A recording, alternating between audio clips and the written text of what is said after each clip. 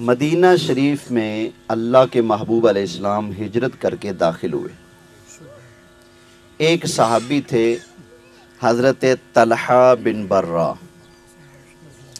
11-12 سال کی عمر ہے، آ گئے حضور علیہ السلام کے پاس۔ آتے ہی حضور علیہ السلام کے ہاتھ مبارک کو بھی بوسہ دیا، سرکار کے پاؤں بھی چومے۔ اللہ کے محبوب علیہ السلام نے جب دیکھا نا یہ 11-12 سال کا بچہ ہے اور اتنا پیار کرتا ہے مجھ سے، تو سرکار نے فرمایا یہ کیا کر رہے ہو؟ جو چومے نا ہاتھ پاؤں، کیا کر رہے ہو؟ عرض کی آقا مجھے آپ سے پیار ہے۔ کیا ہے؟ پیار ہے آقا، مجھے آپ سے پیار ہے، اس لیے آپ کے ہاتھ پاؤں چوم رہا ہوں۔ سرکار نے فرمایا اچھا مجھ سے پیار کرتے ہو؟ جی آقا۔ حضور علیہ السلام نے فرمایا تلوار دینا مجھے۔ ایک صحابی نے تلوار دی، فرمایا خذ، پکڑ اس کو۔ 11 سال کا بچہ، فرمایا تلوار پکڑ، اس نے پکڑ لی۔ فرمایا فذهب، جا اقتل اباک، جا اپنے باپ کا سر اتار کے لا، جا قتل کر کے آ۔ مجھ سے پیار ہے نا، کر کیا پھر؟ اللہ اکبر ہیں۔ کسی نے کہا تھا مکتب عشق کا دستور نرالا دیکھا، مکتب عشق کا دستور نرالا دیکھا، ارے اس کو چھٹی نہ ملی جس نے سبق یاد کیا، اس کو چھٹی نہ ملی۔ دیکھو نا، ہمیں جس سے پیار ہو نا، ہم کہتے ہیں سکھ ہی رہے، تتی ہوا نہ لگے، غم پاس نہ آئے، کوئی تکلیف نہ پہنچے۔ اللہ کا قانون نرالا ہے۔ جو بندہ کہتا ہے نا اے اللہ مجھے تجھ سے پیار ہے، اللہ فرماتا ہے پھر مصیبتیں اٹھانے کے لیے تیار ہو جا، مشکلیں سہنے کے لیے تیار ہو جا، پھر قربانیاں دینے کے لیے کیا ہو جا؟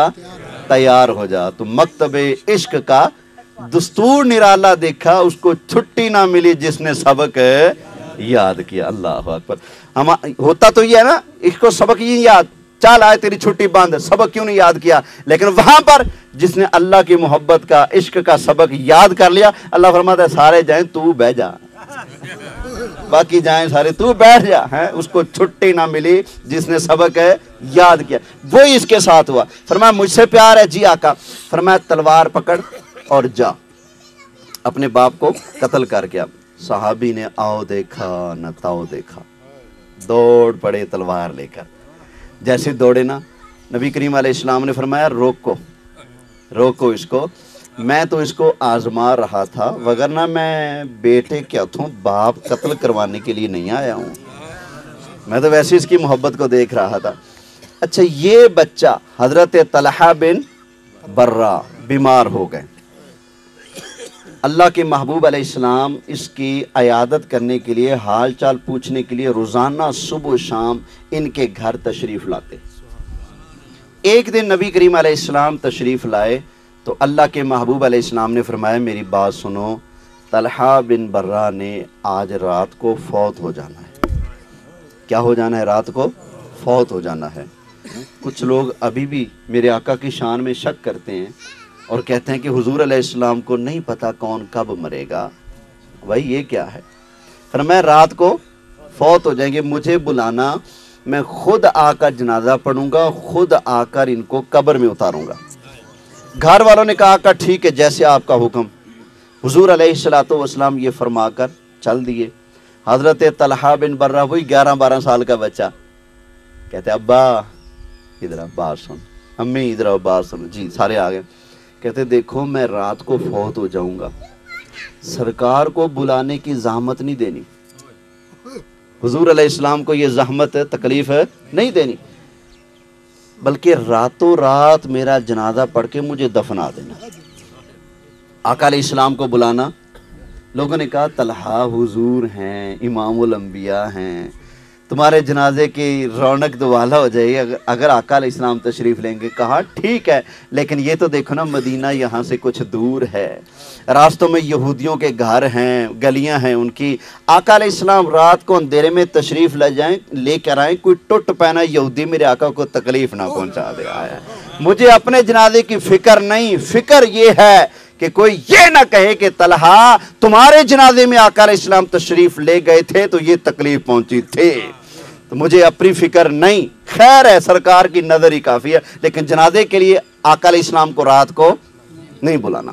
اچھا ان کا وصال ہو گیا، گھر والوں نے راتوں رات ہی ان کا کفن دفن کا انتظام کر کے جنازہ پڑھا کر دفنا دیا۔ اللہ کرے ہمیں بھی سمجھ آ جائے، ہم 24 گھنٹے نہ رکھیں، آقا علیہ السلام کے فرمان کے مطابق ہم میت کو جلدی دفنانے والے بن رہے ہیں۔ فلان آ رہا ہے فلان آ رہا ہے، بہت لیٹ کر دیتے ہیں۔ خیر صبح آقا علیہ السلام دوبارہ تشریف لائے، فرمایا میں نے کہا تھا نا بلا لینا، بلایا کیوں نہیں؟ عرض کی آقا وہ آپ کا جو دیوانہ تھا نا، آپ کا پروانہ تھا، آپ کا چاہنے والا، اس نے کہا تھا جو مرضی ہو سرکار کو رات کو تکلیف نہیں دینی۔ آقا اس کی محبت تھی، اس محبت کے پیش نظر اس نے آپ کو ہمیں پابند کر دیا کہ آپ کو ہم نے نہیں بلانا۔ فرمایا چلو ٹھیک ہے، ایسا کرو اس کی قبر کے اوپر چلتے ہیں۔ کیا کرتے ہیں اس کی؟ اب یہ دیکھیں نا، پہلے آپ نے مسئلہ سنا نا، اگر ولی نے جنازہ ادا نہ کیا ہو تو پھر جنازہ دوبارہ سے بھی ہو سکتا ہے، لیکن ولی ادا کر لے تو اب جنازہ، چونکہ سرکار ولیوں کے بھی ولی ہیں، ٹھیک ہے نا، ہماری جانوں پر ہمارا اتنا حق نہیں جتنا سرکار کا ہماری جانوں پر حق ہے۔ حضور علیہ السلام ہمارے سب سے بڑے ولی ہیں۔ تو آقا علیہ السلام نے فرمایا چلو اس کی قبر پر چلتے ہیں۔ آقا علیہ السلام تشریف لے گئے، صحابہ کو ساتھ لیا، فرمایا صفیں بناؤ۔ قبر کے پاس ہی صفیں بن گئی، آقا علیہ السلام نے جنازہ کی امامت فرمائی، جنازہ پڑھایا۔ اللہ کے محبوب علیہ السلام نے جنازہ پڑھانے کے بعد سرکار نے دعا کے لیے ہاتھ اٹھا لیے، دعا مانگی، اے اللہ میرا یہ غلام طلحہ بن برہ تیری بارگاہ میں حاضر ہے، یا اللہ یہ جب تجھ سے ملاقات ہو، تجھ سے جب ملاقات کرے، یا اللہ اس سے اس حال میں ملاقات فرمانا کہ یہ تجھے دیکھ کر مسکرا دے اور تو اس کو دیکھ کر اپنی شان کے مطابق مسکرا دے۔ یہ اللہ کے محبوب علیہ السلام نے اپنے صحابی کا جنازہ پڑھ کر خود ان کی قبر کے اوپر کھڑے ہو کر دعا مانگی۔ تو پتہ چلا جنازے کے بعد دعا کو گناہ کہنا، بدعت کہنا سراسر غلط ہے۔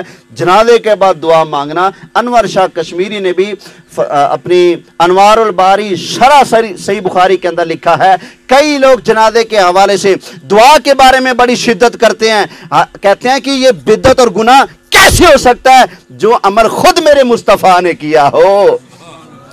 وہ دوسرے دھڑے کا بندہ ہے، وہ خود لکھ رہا ہے کہ یہ جنازے کے بعد دعا مانگنا گناہ حرام بدعت کیسے ہو سکتا ہے جب اللہ کے محبوب علیہ السلام نے خود جنازہ پڑھ کے دعا۔ سبحان اللہ۔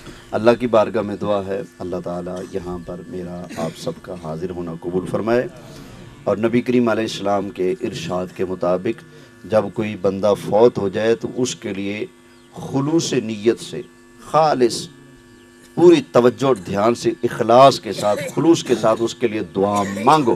آقا علیہ السلام کا فرمان ہے، اللہ ہمیں اس کے مطابق اخلاص کے ساتھ اپنے مرحومین مرنے والوں کے لیے بخشش کی دعائیں کرتے رہنے کی توفیق عطا فرمائے۔ اللہ تعالیٰ ہم سب کے عقیدے اور ایمان کی حفاظت فرمائے۔ مرتے وقت اللہ تعالیٰ مجھے آپ کو ہم سب کو کلمہ طیبہ نصیب فرمائے۔ آمین آمین بجاہ النبی الامین صلی اللہ علیہ وسلم۔